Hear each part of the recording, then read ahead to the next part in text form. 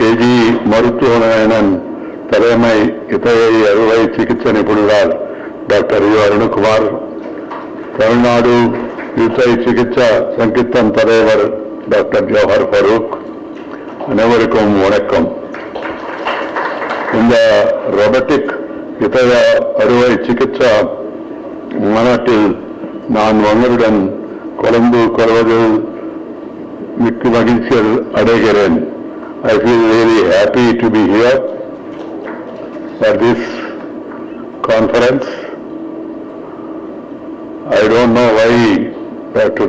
Adithanar has invited me.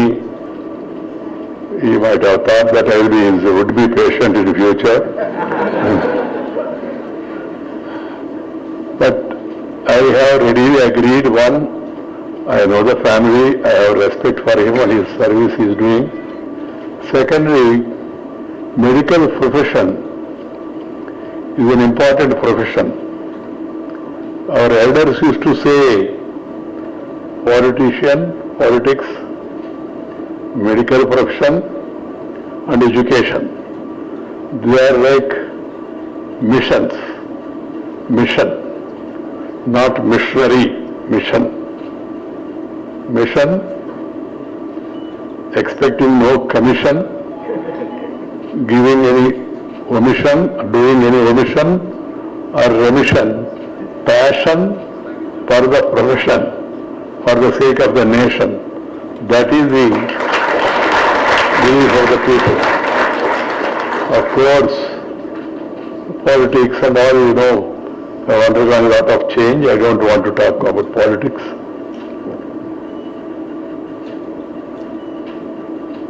This profession, one must have the passion to serve. Then only you will be able to excel in this profession. This robotic heart surgery conclave is a new invention in the recent years, and it has got lot of future. What I would like to suggest to the organizers and the two people who do the robotic surgery, it must reach common people at an affordable cost, because cost prohibitiveness prohibits it from reaching the common people.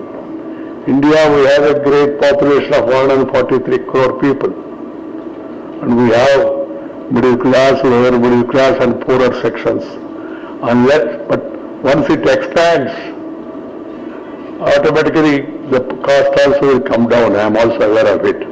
But people who are there in the profession, they should not only treat this as a mission, but also see to it that the patients who come here, they go back home happily.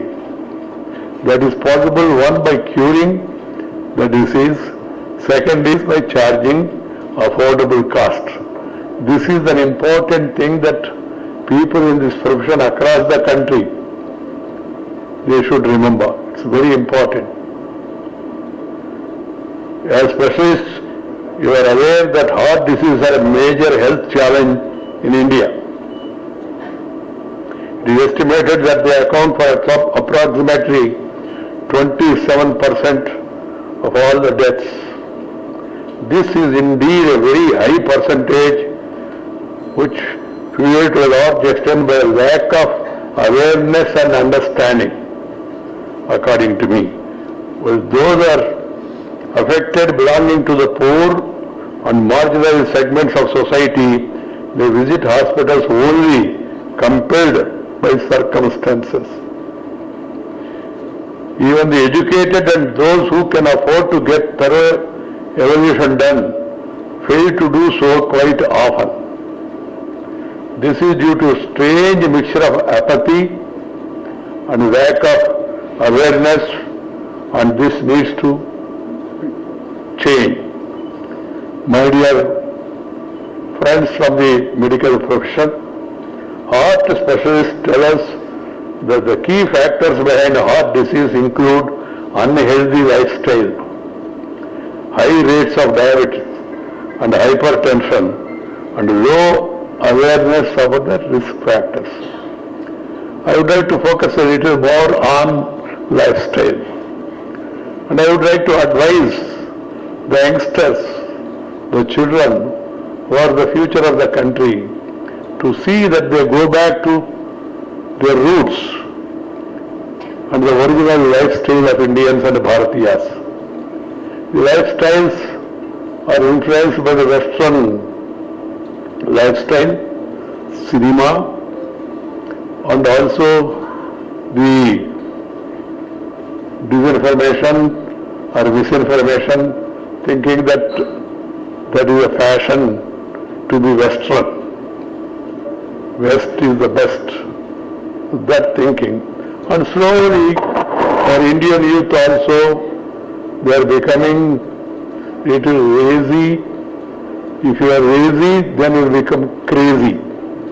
And you are doing a lot of things which are not expected to be doing. So every youth and parents should see to it that they teach lifestyle from the early age. That is what is required. The getting up early in the morning.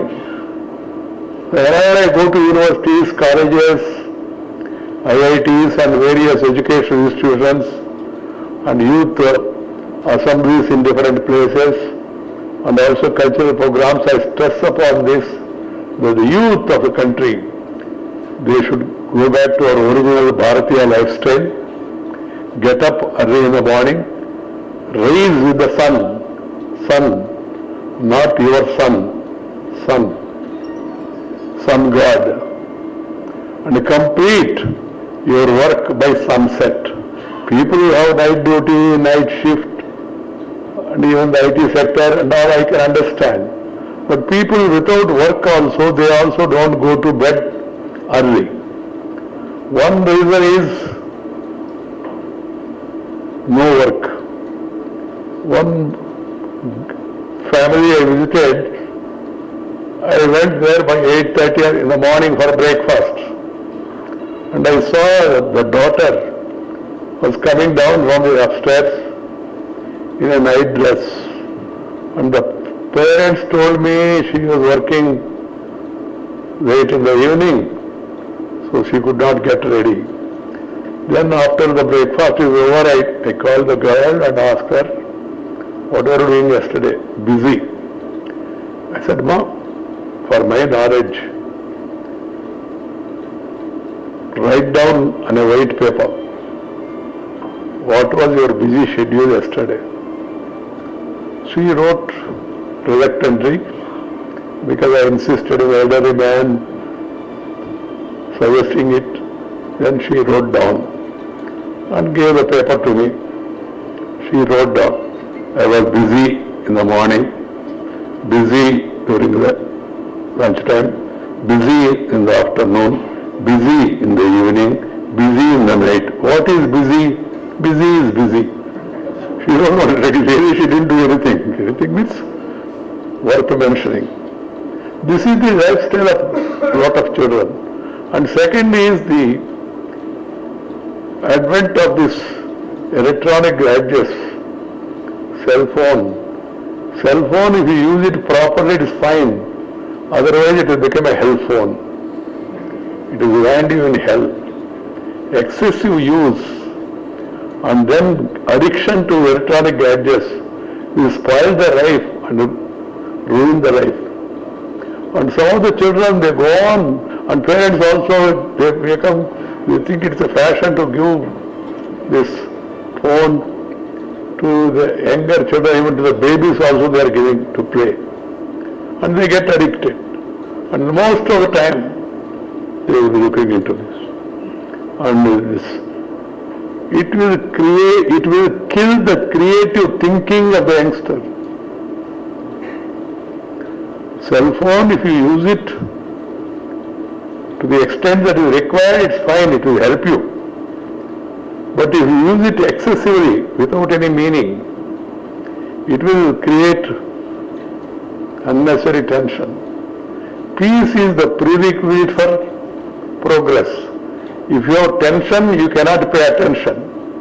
and he will be doing only pretension and will not have the retention of the ideas that come to your mind. Peace. Peace within yourselves, peace at home, peace in your workplace, peace in the society, peace in the district and state and the country, and peace in the universe. You know what amount of stress it is putting on the people, the conflict in the West Asia and the conflict between Israel and Lebanon, and now Iran is also threatening that they will also join, and Israel is saying we have already marked the people who has to be eliminated, and lot of countries, Western countries, some of them are supporting this side. All this lot of tension. It's not only mental tension but also tension on our economy also. So peace is a prerequisite at every stage. So the cell phone and the electronic gadget, excessive use and addiction will kill your peace. And then it will not allow you to have peace. So please see to it our children, your children. They are our children, they are the future. Avoid excessive use of this. And some of the children, they forget the creative thinking. You ask them anything, they will refer to Google. How far is this residency hotel from Circuit House? They will go through Google. Then you ask him what is the name of your father and your surname. Say Google. At a later stage, if you ask the boy, what is the name of your wife? Go through Google. That stage is going to come, I am telling you. Children will become absent-minded. So better we advise them from the early days. And then if you use it late in the night, you will not have sleep also. That will disturb your sleep. Studies are revealing it. Excessive usage of it and using it in the night disturbs your sleep, and that disturbs your life. It is not simply one day sleep, it will disturb your life also.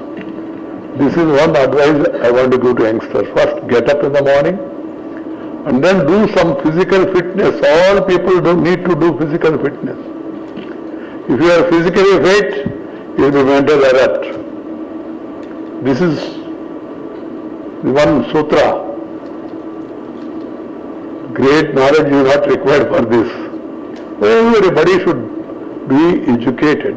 Our education system also, earlier they used to have PT class compulsory, physical training, craft class also, gardening class also. The education system has totally gone a change and change for a worse.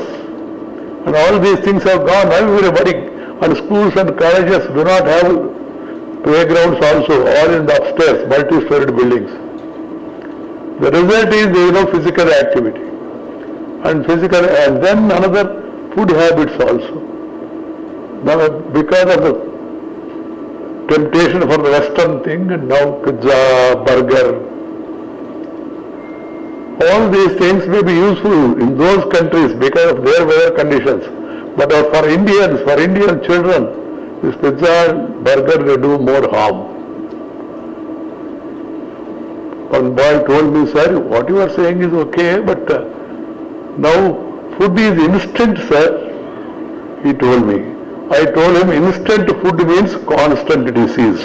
This has to be understood. Food cannot be instant, it has to be cooked properly. India is known for cooked food. Our grandmothers, forefathers, hundreds and thousands of varieties of items. Leaving them, why should we go for this Western food? This is another important aspect that people will be surprised. He has come for a robotic heart surgery conference and he is talking about the food. Yes, food habits will lead you to the hospital at a later stage.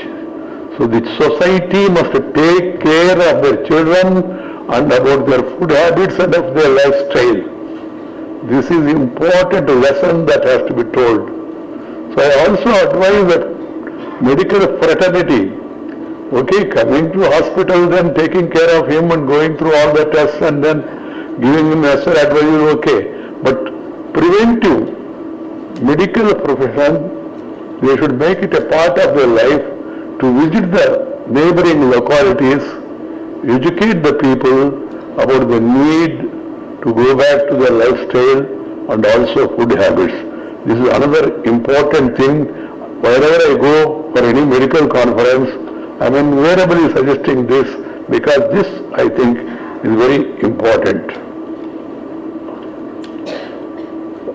This institution, we have been doing a lot of service in the healthcare sector right from 1974. 1974. That is 26 years and 24 years, almost 50 years. 50 years is a remarkable time. There is a need to take the healthcare at the most advanced level, affordable to all sections of society. Please underline. The poor and underprivileged segments of society must have access to sophisticated technology-driven healthcare solutions. I am happy to note that Dr. Bhattavatsala Garu, MS, FICS, FCCP, FAMS, the managing trustee and chairman of this KG hospital, has grown the hospital originally from a 10-bed hospital in 1974 to a state-of-the-art healthcare provider. For his service to society, Dr. Bhattavatsala Garu has received numerous coveted awards, including the Padma Shri. He has actively been promoting the concept of loading dose, a life-saving dose which consists of 3 tablets. Very simple. Disprin 350 mg 1 tablet, Austin 80 mg 1 tablet, Clopotum 150 mg 2 tablets. This dose should be kept in a small envelope in one's pocket always. For this you need again education, educating the people, guiding the people. If people do it, they can initially take care of the shock that one may get in her or his life. It's a measure of the growth of the KG hospital that is also postgraduate medical institute which has trained over 300 doctors so far. There are a number of medical achievements which KG hospital has notched up, which are far too numerous for me to recount here, for which Dr. Bhattavatsala Garu has to be congratulated. Bhattavatsala Garu, congratulations, God bless you. Not only you, but also your other colleagues and dedicated team. Team is equally important along with the leader. Then only you will be able to perform it in a better manner. Among many other milestones and charitable initiatives, I was impressed by setting up of a modern regional blood bank that supplies blood to 250 hospitals in and around Coimbatore. Besides providing free blood to 50 thalassemia patients for life. This is just one of the many indicators of the hospital's social outreach and the vision which guides it. My dear doctors, as specialists in the field, many of you impart training in robotic surgery, a groundbreaking advancement in medical technology. Robotic surgery has indeed redefined the landscape of surgical procedures from general and gynecological surgery to urology, cardiac surgery, orthopedics and beyond. There are diverse specialties where robotic surgery is making significant impact, as you all know. I learned that in a cardiac surgery, the robotic system is used to perform complex procedures with greater precision and less invasiveness than traditional open heart surgery. I am told that this minimally invasive approach involves smaller incisions, which means less trauma to the body and a quicker health healing process. Patients who undergo robotic-assisted surgery can often leave the hospital in 2 to 3 days compared to a week or more in traditional open heart surgery. This is what experts are saying. Another advantage of the robotic cardiac surgery I learned is the ability to perform procedures with a greater safety and reduced risk of complications. I am told that the robotic system provides the surgeon with a high definition camera that allows for a clear view of the surgical site, reducing the risk of damage to surrounding tissue or organs. Additionally, robotic assisted surgery often requires less time under anesthesia, reducing the risk associated with prolonged anesthesia exposure. Therefore, the many benefits discussed include improved patient outcomes, reduced complications, faster recovery times, cost effectiveness, and enhanced surgeon experiences. Clearly, the outlook reveals a healthcare landscape where robotic surgery is increasingly vital, enabling personalized medicine, bridging healthcare disparities, and advancing surgical precision.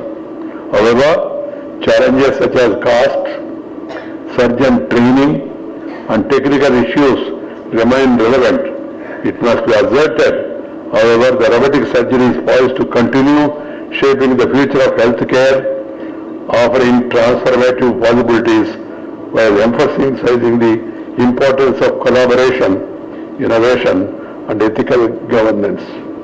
My dear friends, as I said earlier, our goal as leaders in the field, as individuals and as a society, should be inclusive healthcare.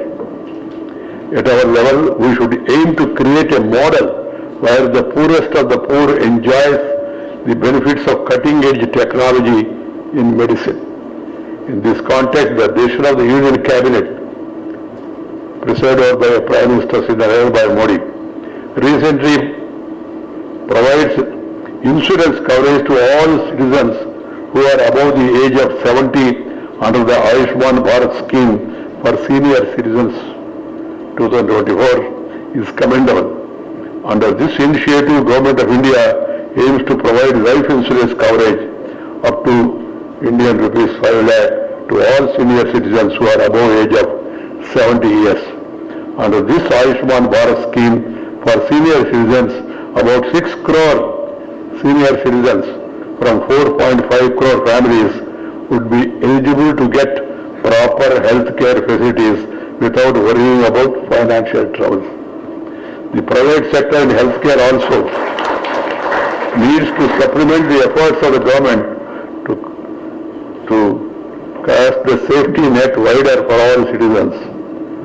Government alone cannot do everything. But unfortunately in our system for over years, everything will be done by the government. Sab kaam sarkar karega, hum bekar baithe to chalega. That is not correct. అన్ని ప్రభుత్వమే చేస్తుందని మనం ఏం చేయబడలేదు అనే భావన ప్రజల్లో పెరిగి ఉంది. This is not good. Private sector also should step in. I'm happy the private sector in a big way have entered the medical profession and they are doing a great service. Dr. Bhaktavatsal is a pioneer in this aspect and others should follow in his worthy footsteps. The nation needs many more Bhaktavassalams to ensure a just, inclusive and equitable system in healthcare. Our aim should be health of the person, reduction in the cost, affordability for the common people, and reaching this to the rural areas. That is another important aspect. India still lives in rural areas. More than 60% of the people are in the rural areas. They cannot afford to come to a city and then stay here in a hotel or any other accommodation and also take care of the medical treatment. That being the case, slowly the medical sector, private sector should move to rural areas.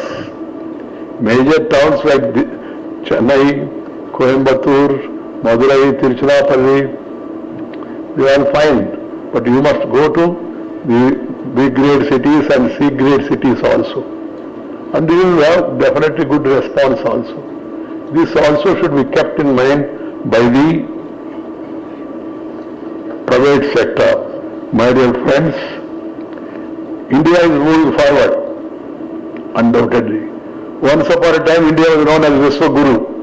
Students from across the globe, they used to come to India and study in Nalanda, Takshashila, Vikramshila, all those institutions.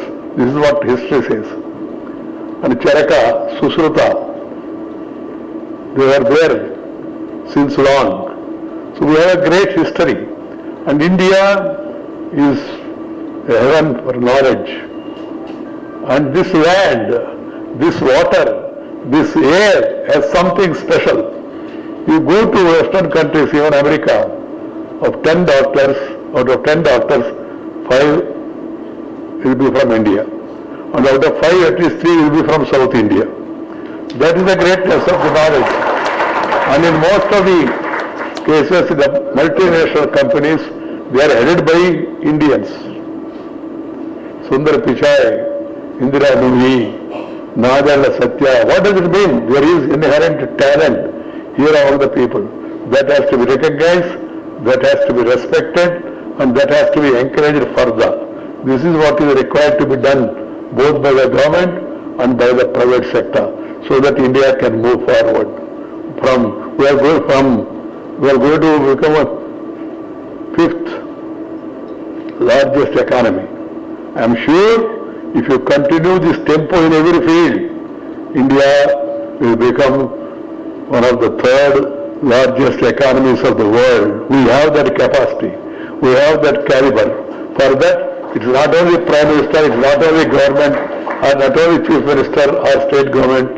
Everybody should step in. And they should do their best to see that the country is strengthened. Talents are brought out and they are encouraged. And then people are provided excellent service. This is the need of the hour. I hope that the people in this profession keep this in mind and then they try to excel. Prime Minister gave one word of advice. He said, reform, perform and transform. Transformation of the society. Reform every sector, including medical sector. Perform excellently for transformation of the system, transformation of the life of the people. Ultimate aim should be make people happy. Make the people happy. Happiness do not mean you get happiness only by eating laddus or bundis or something from Annapurna Hotel or anything. Happiness is something more than that. For that there are a lot of other ingredients including peace. What I suggest is that see to it that the patient get best treatment and then they go back happy with less burden on their families. This is my advice. I am once again thankful to Dr. Adithanar Garu for providing me this opportunity. My dear youngsters, I am retired but not tired. Retired but not tired. I go around the country working hard,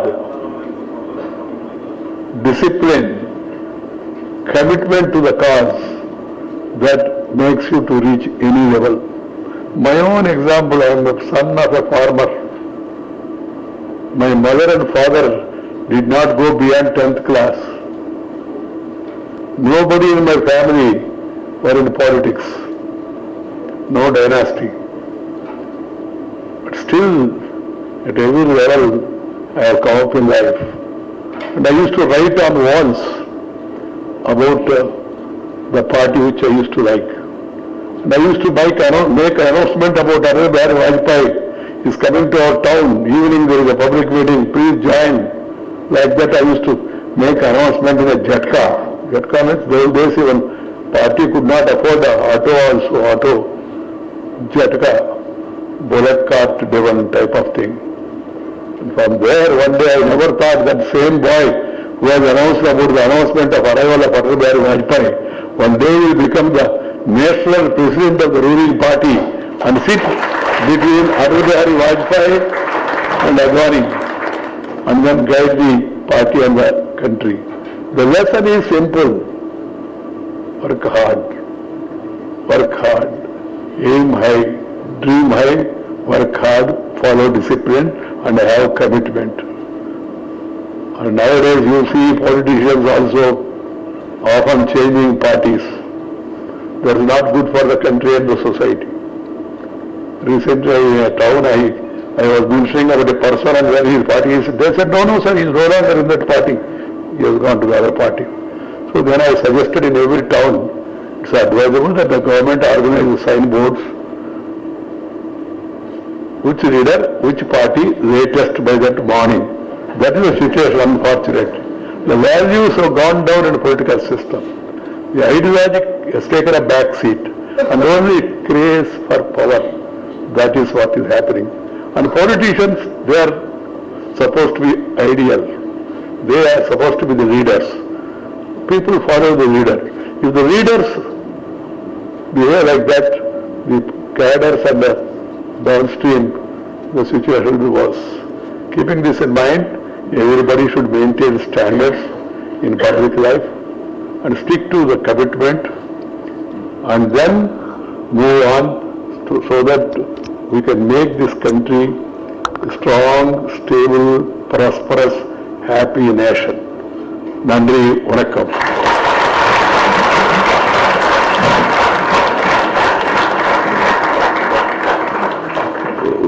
What a motivational address we have had, not only academic but also adversarial. All of you please stand up for a big standing ovation. Stand, we have never had such a wonderful speech. Before listening this vote of thanks, our Association of Surgeons of Cardiology, Ashok, please give a memento. Hello.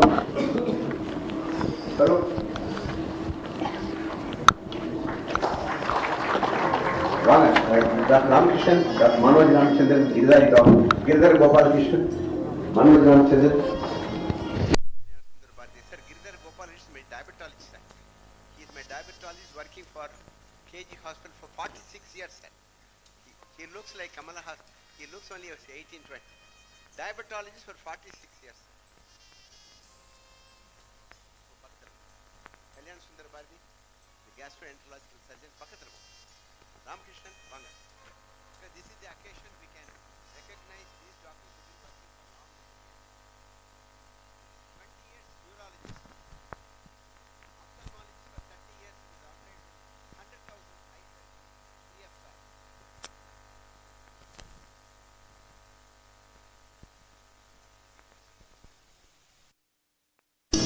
Who recovered from chicken pox only 5 days before. That means you should have a vaccination for any disease.